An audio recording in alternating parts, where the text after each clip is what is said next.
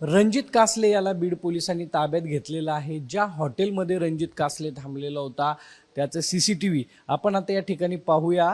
आपण जर बघितलं तर बीड पोलिसांची गाडी जी आहे ती या ठिकाणी लागलेली आपल्याला पाहायला मिळते।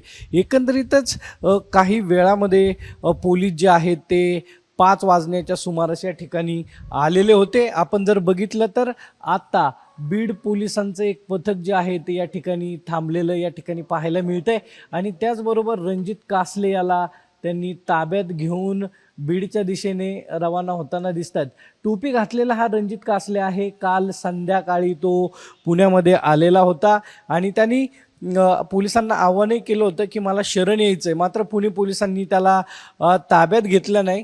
मात्र या सर्व प्रक्रियेमध्ये बीड पोलीस पुण्यामध्ये दाखल झाली आणि ज्या हॉटेलमध्ये तो राहत होता त्याला बीड पोलिसांनी ताब्यात घेतलेला आहे आणि पुढील कारवाई जी आहे ती आता बीड पोलिसांकडून सुरू आहे। एकंदरीत आपण बघितलं तर 10 ते 12 पोलीस जे आहेत ते या ठिकाणी आलेले होते। रणजित कासले या ठिकाणी मुक्कामी थांबलेला होता आणि आता त्याचं जे म्हणणं आहे किंवा त्याच्यावर जे गुन्हे दाखल आहेत त्या संदर्भात आता बीड पोलिसांकडून त्याच्यावरती कारवाई केली जाणार आहे।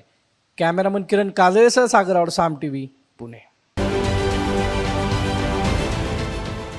देश विदेशातील प्रत्येक घडामोडींचे लाईव्ह अपडेट मिळवण्यासाठी आता साम टीव्हीच्या सर्व सोशल मीडिया प्लॅटफॉर्मला लाईक, फॉलो आणि सबस्क्राईब करा।